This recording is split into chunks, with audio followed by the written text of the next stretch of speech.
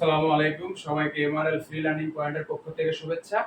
আজকে আমি এই মুহূর্তে আলোচনা করতে যাচ্ছি প্যাসেজ ভয়েস চেঞ্জ সপ্তম শ্রেণীর শিক্ষার্থীদের জন্য। তোমরা যারা এই বছর 2024 সালের ডিসেম্বরে সপ্তম শ্রেণীর বার্ষিক পরীক্ষা দিবে, তোমাদের জন্য হচ্ছে আজকের ক্লাসটি প্যাসেজ ভয়েস। তোমরা হচ্ছে নরমালি একটা বাক্য নিয়ে অ্যাক্টিভ ভয়েস সেটাকে প্যাসিভ ভয়েসে করা শিখেছো আশা করি, কিন্তু একটা প্যাসেজ দেখলে কিভাবে করবে, যদিও ঘাবড়ানোর কিছু নাই, ব্যাপারটা একই।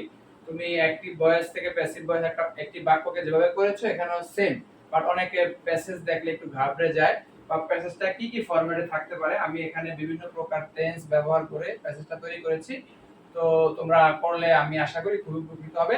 তবে যারা ভয়েস চেঞ্জের বেসিক বিষয়টা শিখোনি, আমি আশা করব তোমরা বেসিক শিখে তারপরে এটা করলে ভালো হবে, ঠিক আছে, বুঝতে সুবিধা হবে। আমি শুধু প্যাসেজটাকে কিভাবে দ্রুত কনভার্ট করা যায় সেটাকে আমি দেখবো।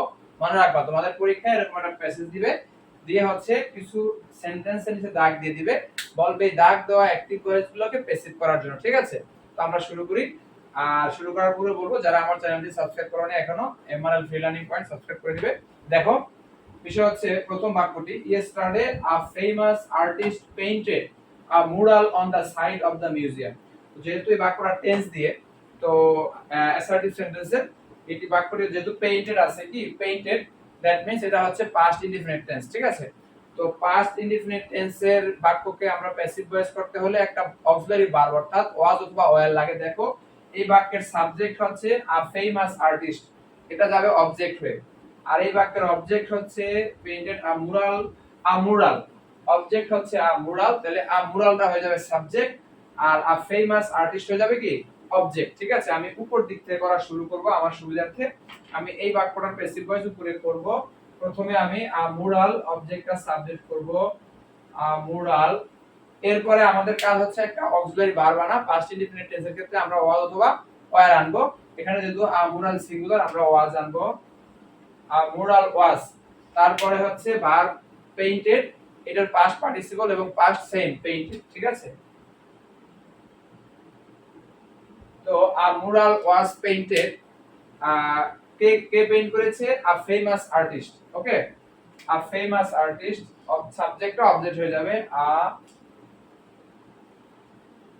ফেমাস, আ ফেমাস আর্টিস্ট। তারপরে বাকি যা অংশ আছে আমরা বসিয়ে দিব। আমরা কিন্তু ওই স্ট্যাটাসে দাগ দেইনি, আমরা দাগ দিয়েছি on the side of the museum, এটুকু আমরা হুবহু উঠিয়ে দিব। On the side of the museum. দেখো প্রথম বাক্যটার আমাদের হচ্ছে প্যাসেজে ভয়েস হয়ে গেছে, প্যাসিভ ভয়েস। এরপর আমরা দ্বিতীয় বাক্যে যাব। প্রথম বাক্যটা মুছে দেই, তাহলে আমাদের দেখতে এবং পড়তে সুবিধা হবে। দেখো দ্বিতীয় বাক্যটা কি আছে? পিপল আর অ্যাডমায়ারিং দা আর্টওয়ার্ক টুডে। এই বাক্যের সাবজেক্ট হচ্ছে পিপল, আর পিপল আর অ্যাডমায়ারিং দা আর্টওয়ার্ক টুডে। দা আর্টওয়ার হচ্ছে আমার অবজেক্ট, তো আমাদের পিপলটা যাবে অবজেক্টের ঘরে, আর দা আর্টওয়ার অবজেক্টটা যাবে সাবজেক্টের ঘরে। এবং বাক্যটা আছে কোন টেন্সে? প্রেজেন্ট কন্টিনিউয়াস টেন্সে। প্রেজেন্ট কন্টিনিউয়াস টেন্সে আমরা জানি অতিরিক্ত হিসেবে বিং আনতে হয়। কি আনতে হয়? বিং।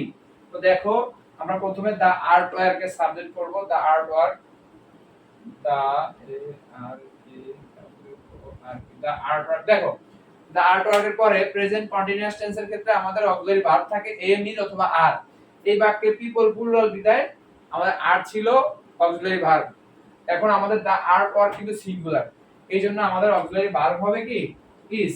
আর মনে রাখবা যত কন্টিনিউয়াস টেন্স আছে, present continuous, past continuous, future continuous, সব কন্টিনিউয়াসে বাড়তি একটা বিং বসে। কি বসে? Being. So the artwork is being. এখন আসো ভার্ব কোনটা? অ্যাডমায়ারিং। এই অ্যাডমায়ার ভার্বের পাস্ট পার্টিসিপল হচ্ছে অ্যাডমায়ার্ড,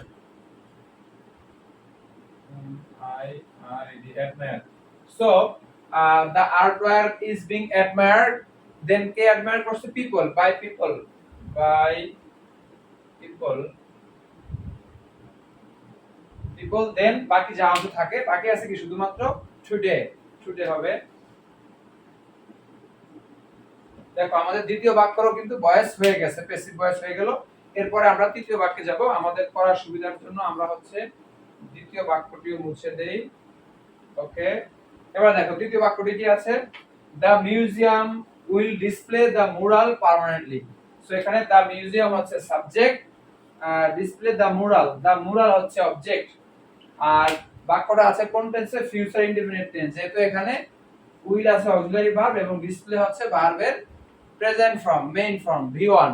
সো যেহেতু উইল এবং ভার্বের প্রেজেন্ট ফর্ম আছে, দ্যাট মিন্স এটা হচ্ছে ফিউচার ইনডিফিনিট টেন্স, এবং ফিউচার ইনডিফিনিট টেন্সের ক্ষেত্রে আমরা ভার্বতে একটা বি যুক্ত করি অক্সিলারি ভার্বের সাথে, ঠিক আছে?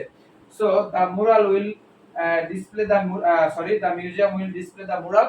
দ্য মুরাল হচ্ছে আমাদের অবজেক্ট, এর সাবজেক্ট হবে, আমরা এখান থেকে শুরু করি the mural, then auxiliary verb will আছে উইল, সাথে বাড়তেটা কি আসবে? বি। ফিউচার ইনডিফিনিট টেন্সে বাড়তে একটা বি আসে।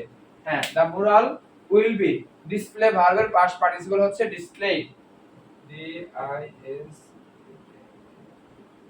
ডিসপ্লেড। ডিসপ্লেড কে করছে? এবং বাই দ্য মিউজিয়াম, কারণ হচ্ছে মিউজিয়ামটা কি সাবজেক্ট, সাবজেক্টটা অবজেক্টের জায়গায় বসবে, by the M U S E U M, museum. Then কি আছে? শুধু পার্মানেন্টলি একটা ওয়ার্ড আছে, সেটাকে আমরা বসিয়ে দিব পার্মানেন্টলি।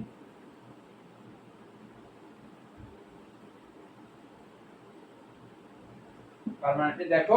তো আমাদের তৃতীয় বাক্যটিও কিন্তু হয়ে গেছে, তোমরা তিনটা করলে 3 মার্কস পেয়ে যাবে। এরপরে আমরা হচ্ছে চতুর্থ বাক্যে যাব, বোঝা চলে জন্য আমরা বুঝে দিলাম।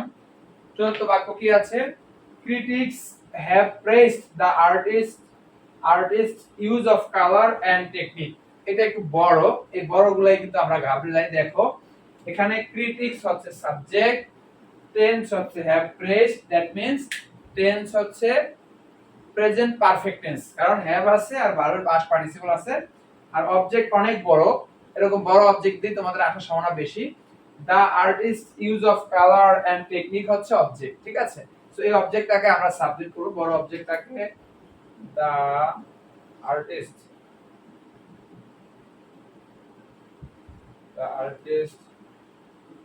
Use of colour and technique. Okay, the artist use of colour and technique হচ্ছে আমাদের সাবজেক্ট। এখন এটা হচ্ছে সিঙ্গুলার, কি এটা সিঙ্গুলার, মানে একজন আর্টিস্টের। এটা দেখো এখানে কিন্তু অ্যাপোস্ট্রফি, এখানে কিন্তু অ্যাপোস্ট্রফি, আমরা কিন্তু অ্যাপোস্ট্রফি ছাড়া দিলে হয়তো অনেকগুলো আর্টিস্ট, অ্যাপোস্ট্রফি মানে কি একজন আর্টিস্টের, ঠিক আছে? সো মালিকানা বোঝাচ্ছে এখানে পজেসিভ, তো দ্যাট মিন্স একজন। এজন্য আমার এখানে কি হবে? হ্যাভ এর বদলে হ্যাজ হবে। আমরা জানি প্রেজেন্ট পারফেক্ট টেন্সের ক্ষেত্রে সাবজেক্ট সিঙ্গুলার হলে হ্যাজ, প্লুরাল হলে কি বসে? হ্যাভ বসে। তো দ্যাট মিন্স এখানে এটা সিঙ্গুলার, বিধায় এখানে কি বসবে? হ্যাজ বসবে। So the artist's use of color and technique has praised, past from past participle, এটা অলরেডি আছে past participle, তাহলে praised কি আসবে? P R A I, praised। দেন কি হবে? by critics, by critics, কারণ সাবজেক্ট কি? সাবজেক্ট হচ্ছে critics, তাহলে by C R I T I C S, by critics। Okay, so আমাদের চতুর্থ বাক্যটিও শেষ, তোমরা 4 মার্কস পেয়ে যাবে এভাবে লিখতে পারলে। এর পরের বাক্যটি এবং সর্বশেষ বাক্যটি আমরা এখন করব, এবং এটা খুব ইন্টারেস্টিং, একটু ব্যতিক্রম। অর্থাৎ আমি এটা করার আগে মনে রাখবা, যেই বাক্যে গোইং টু আছে, গোইং টু একটা মডাল ভার্বের মতো কাজ করে। আমরা জানি ক্যান, কুড, মে, মাইট, হ্যাঁ, অট টু, তারপরে হচ্ছে গোইং টু, এগুলো থাকলে শুধু এগুলোর পরে একটা বি বসায় দিলে হয়। যেই টেন্সই হোক না কেন, এগুলোর পরে আমাদের একটা বি বসায় দিয়ে তারপরে ভার্বের পাস্ট পার্টিসিপল দিলে হয়ে যাবে।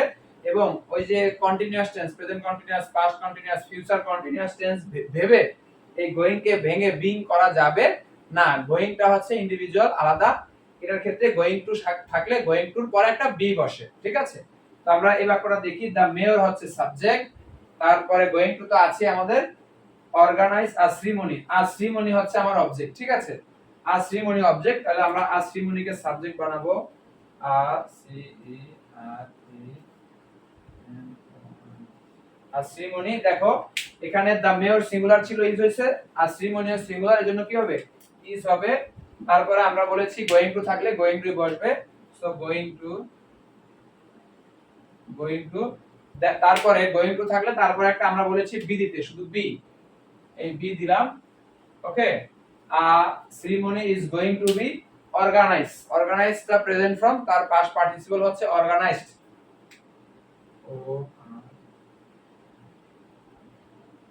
organized। Okay, ceremony is going to be organized by কে?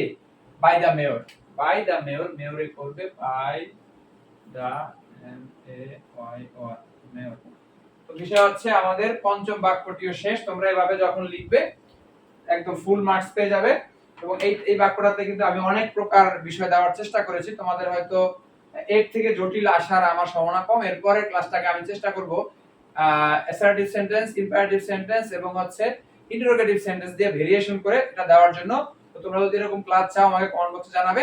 আর এছাড়া অন্য কোনো টপিক নিয়ে বাংলা ইংরেজি ক্লাস চাইলে আমাকে জানাবে। আর ভালো লাগলে ভিডিওগুলো অবশ্যই লাইক কমেন্ট এবং শেয়ার দিয়ে আমাকে উৎসাহ দিবে। আর আবারও বলবো চ্যানেলটা সাবস্ক্রাইব করবে। তো এতক্ষণ তোমাদেরকে ধরে ধরে ভিডিও দেখার জন্য ধন্যবাদ জানিয়ে আজকের মতো এখানে শেষ করছি। আল্লাহ হাফেজ।